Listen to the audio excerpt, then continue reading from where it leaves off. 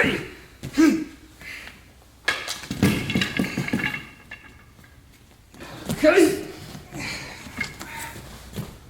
then striking with the other hand, okay? So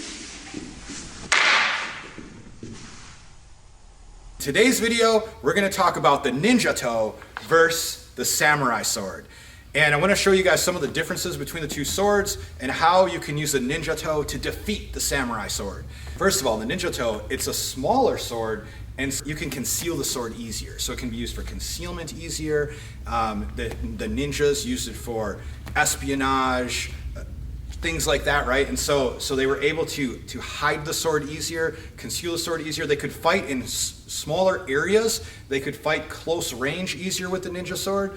You could also use this ninja sword one-handed or two-handed. You can use a katana with one hand or two hands also. But if you've ever felt the weight of a katana, you'll feel that it can be kind of awkward with one hand, where the Ninjato sword is a little bit lighter and you can use it with one hand easier. So if someone was striking at me, so you're striking at me, I could use this hand to block and then come in and make strikes here like this. So I like how you have the option to have one hand or two hands on the ninja sword. I saw somebody talking about throwing the ninja sword also.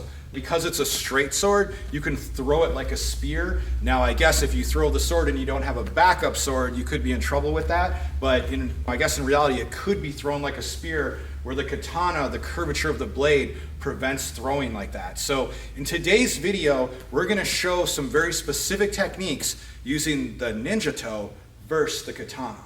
Let's go. So for technique number one, I'm gonna take the sword, and actually for all of these techniques, we're gonna use a hidden sword position where the sword is behind my arm with the flat part of the sword resting against my forearm, so the blade is facing away from me and the sword is directly on my forearm with the sword completely hidden behind me. And I'm gonna stand here. As soon as he raises his arms up, I'm gonna move in for my attack. Remember the Ninjato, it's a very short range weapon compared to the katana, or of course my partner's using a bokken right now for safety purposes, but I've gotta move right in. So when he springs up, I'm gonna move right in for the cut. Now, keeping the blade against my body, or keeping the sword against my body, my whole body makes the motion of the cut. So my whole body's cutting him. Now, after I do the cut, I'm gonna turn the blade around and finish him. As I turn the blade around, I'm striking and I'm also catching his wrist here. And from here, I can bring the arm against me. I'm in like a mote gyaku, like wrist lock position. But from here, I'm gonna take my sword and I'm gonna disarm his sword and come out for the finish. One hand on the sword, my sword is concealed behind me. As soon as he lifts his sword up, I'm gonna move in for the attack. Remember, the katana, or my partner's using a bokken right now for safety purposes, the bokken or the katana is a longer sword than the Ninjato. So I have to move in for the advantage. So as soon as he lifts up to attack, I move in to strike. Now, keeping the sword against my body, my entire body moves in for the strike. In Japanese, we call that Ken Taichi Jo, the fist and the body move as one. So in this situation, we have the sword and the body moving as one. Now from here, after I cut him, I'm gonna catch his arm so that he can't strike me with the sword anymore. And I have my grip in like a position where I'm gonna do a mote gyaku, like an outside wrist lock. I'm gonna flip the sword around, striking my opponent, pull here, and I'm gonna catch the back of the sword with the back of my blade to disarm him and come back around for the finish.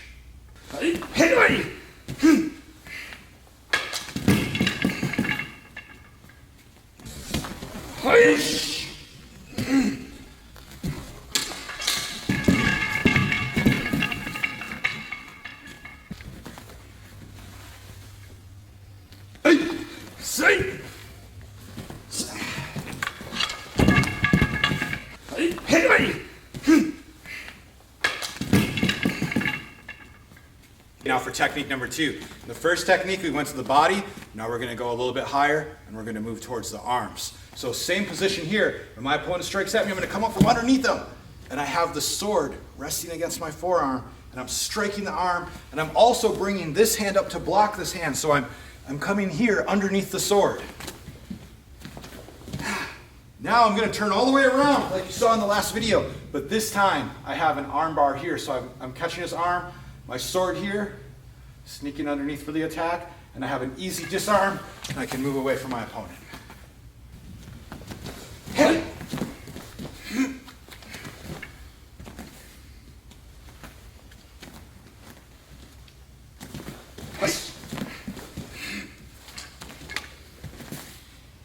Real slow with this one, so I'm striking down.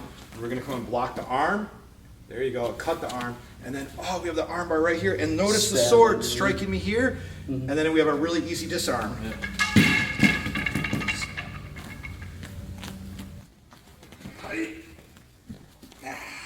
Stab. Grab.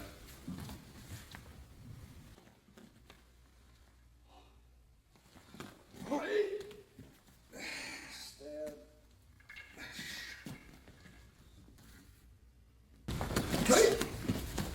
Stab.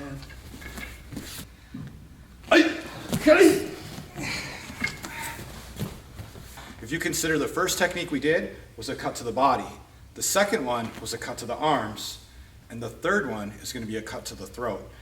In the first one, we moved in. The second we saw the sword, the arms come up, we moved in right away. The second one, our distance was not quite as close, but still pretty close. The third one, my distance is off a little bit. I'm not able to close the distance in time, and I end up catching the sword at the end of my block like this. So I step off at a 45-degree angle, and because I wasn't as close, the sword passed over my sword, and I'm able to come straight in and just run him right down.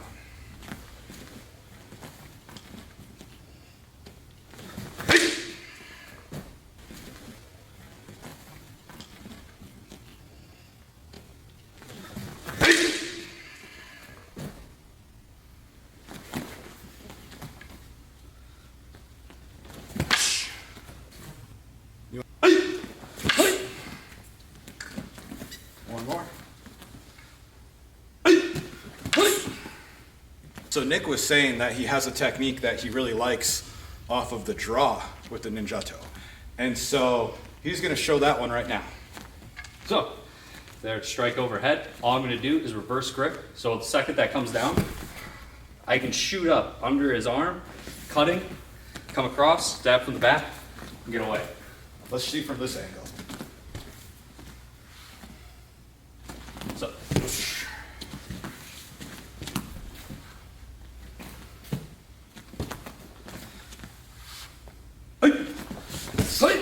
Tight.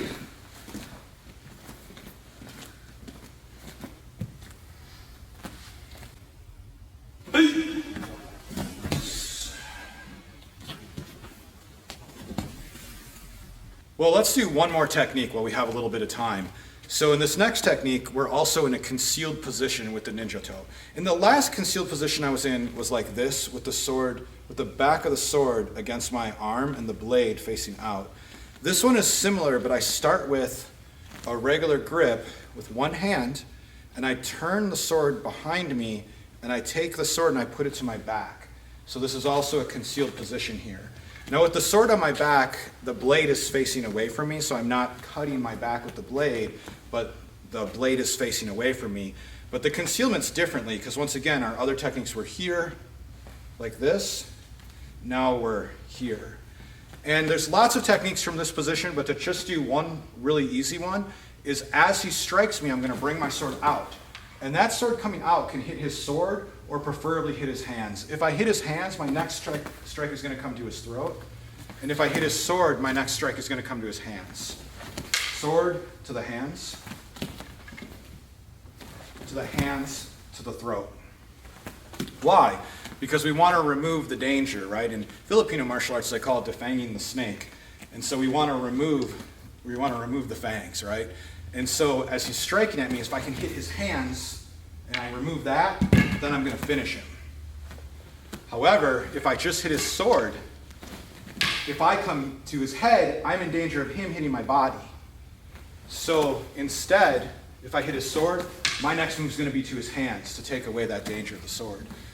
One thing I like about this technique is as I bring my sword out and I step at a 45-degree angle, it's very hard for him to see how the techniques are coming. If you ever watch somebody just come at you with the sword like this, it's hard to tell what technique is coming. And we're not stepping in a straight line. which is something that's also really important. Let's show from this angle here. So I'm not going in a straight line. I'm not walking at him. If I was walking at him, his sword would have hit me right there. So I'm stepping 45-degree angle, 45-degree angle. And those angles make it hard to see where the attack's coming from and puts me at an advantage. I had a lot of fun filming those techniques today. I was just about to hit upload on this video and I thought of something, and that is not all of my online students have partners to train with all the time. For that reason, at teamthirdheaven.com, we have a complete curriculum called Shadow Warriors, where you don't need a partner for every single technique. And so I wanted to include one of those videos on this video for you guys so you can kind of see how you can train without a partner. There's lots of different martial arts that you can do where you don't always need a partner. If you're interested in learning more about what we do in the martial arts, check us out at teamthirdheaven.com. We have a lot of free courses available, and we have complete curriculums from white belt to black belt in several different martial arts, including Ninjutsu.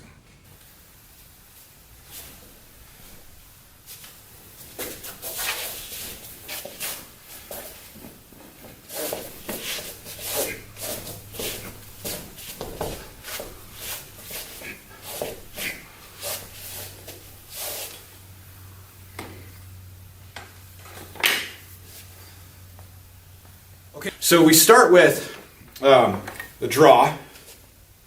We bring the sword to our back. When I teach little kids this, I oftentimes just say, bring the sword to your back. I like to do the cool little twirl there. Now the blade is not touching my back, it's the dull part of the sword is on my back. Okay, then from here I drop down to the bow. Now I come up, and I'm going to do a side cut. And I'm reaching, followed by a spinning side cut. And a lot of this form is power and momentum, okay? So for these two movements, we're coming, whoa, I'm really reaching power in that momentum, and I'm coming down to finish them with a downward cut. After the downward cut, I'm going to cross my arms this way, and I'm going to block with my left hand, and my sword blocks out here like this. I'm going to do a palm strike and a punch. The palm strike's not so much of a palm strike, but it's more of a block and punch, and then I cover or deflect and thrust with the sword as I move forward, and now I'm facing the opposite direction. Now I bring the sword overhead, and I'm going to do a downward diagonal cut, and from here I'm going to do a jumping diagonal cut. Again, building on that momentum. So again, I was here. Now, this next technique, I take my hand and I re-grip the sword. I turn, look, and my sword comes to my hip, and I block with my hand. Okay, this is called hidden sword. We'll explain in the applications. Now I come forward with a reverse cut. You've seen this. We did this in form number 3. And I look to the center, right where I started from. I do 3 figure eights, and I put the sword away. I bring the scabbard to the sword, bring it to my right side, and bow. Now, about some of the applications using the Ninjato, and you'll see some of these applications from Form 3 and Form 4.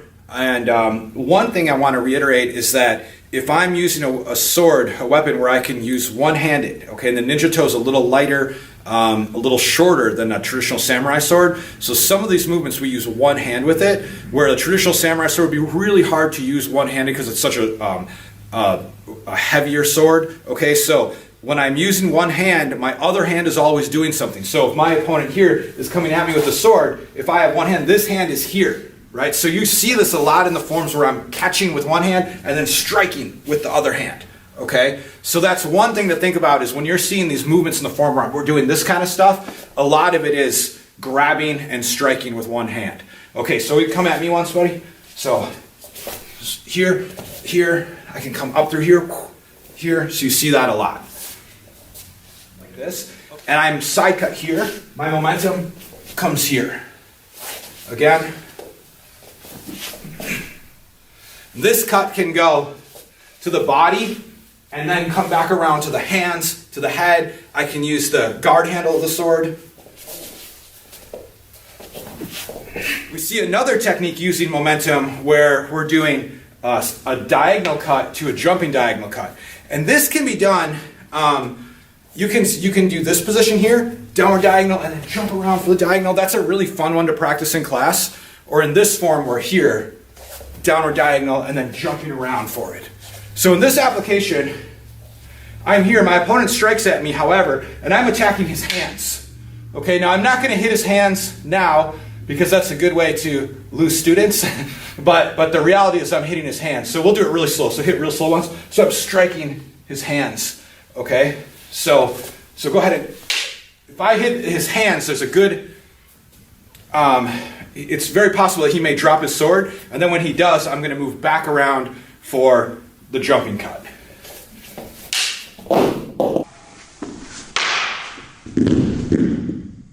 See in the sword form that you see in a couple of the forms is the hidden stance. The hidden stance is designed where my sword is behind me, and I don't know how the camera angle is right now for you guys, but it's supposed to be designed where it's kind of hard to see where my weapon is, how long my weapon is. So you can probably tell I have a sword behind me, but by using my body like this, it kind of hides the length of the sword, making it challenging for my opponent to kind of understand what distance he needs to use to strike at me. Okay, so the sword comes at me.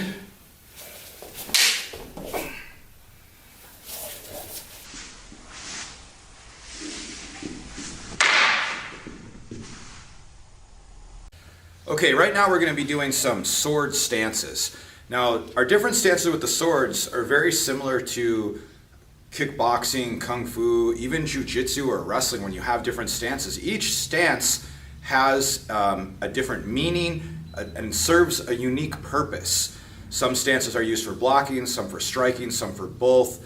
And so what we're going to do now is I'm going to show you some of our basic stances. So the first stance is Daijōta no Kamae. So Daijōta no Kamae, I'll have my sword over my head. In this position here, I'm taking a step back with my right leg. My weight distribution could be 50-50. I tend to lean a little bit more towards my back leg on these stances. So we could almost look at a 70-30 weight distribution here. The sword is not straight up and down, although in some systems you might see, I don't want to stab my ceiling here, but some systems you may see the sword straight up and down, or you may see the sword more behind like this. But in our Ninjutsu curriculum, the sword is at a 45-degree angle right above my head. My elbows are flared out, and I'm looking through my arms for the stance. So that's Daijōta no Kamae.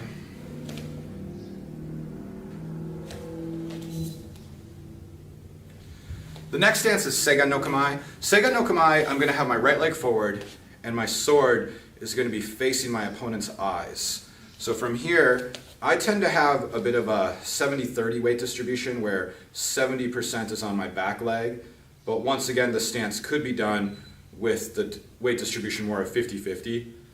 But from here, the tip of the sword is facing my opponent's eyes. You can see from another angle. And once again, that's Seigan no Kamae. So this next stance is Chudan no Kamae.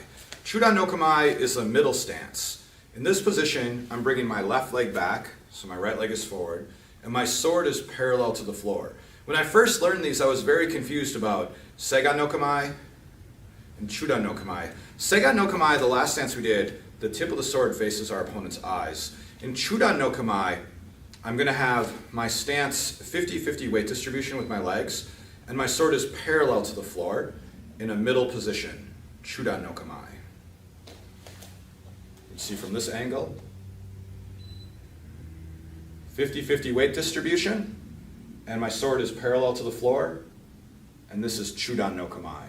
This next stance is Geidan no Kamae. In Geidan no Kamae, I'll have my sword lower towards the ground like this. In this position, I'm not only going to have my sword lower, but I'm going to put a little more weight over my front foot, so I'm shifting my weight forward.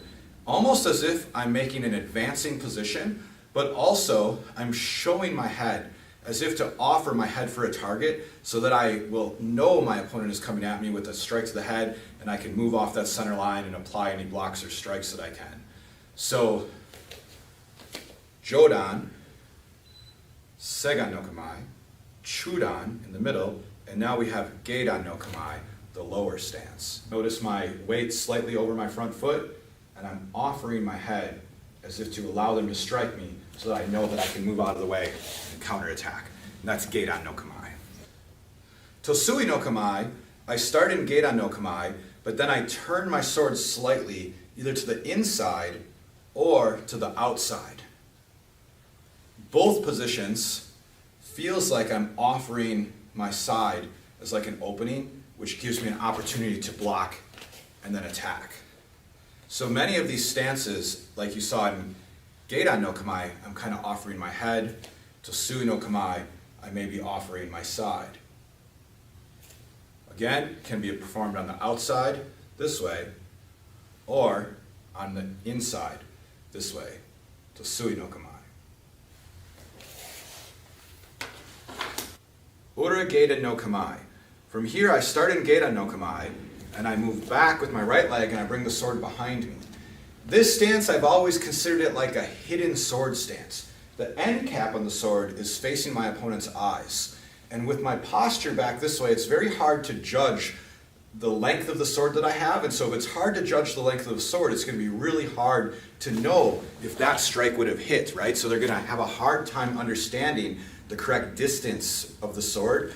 And of course, the distance, the timing, the angles are what makes us good martial artists. And so if I don't allow my opponent to see the distance of my weapon, it will make it a much more complicated attack for them.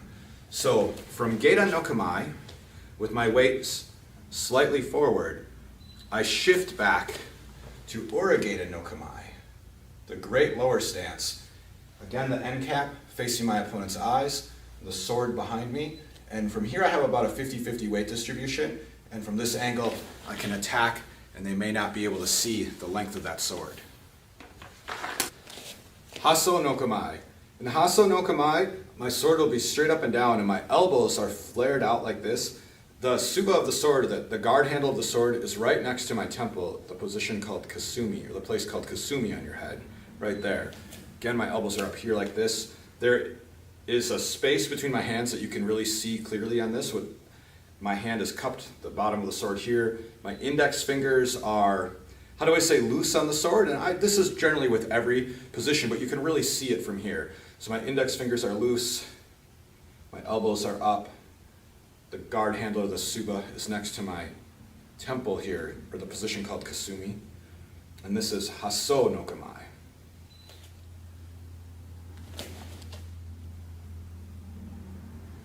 From Hasso no Kamae, I'll move into Tenchi no Kamae. Tenchi no Kamae, I bring my feet together.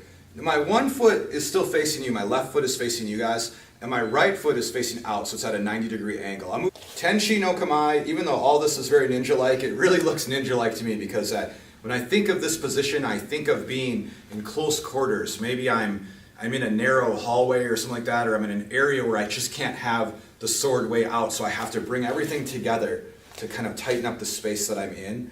And so this is Tenchi no Kamae.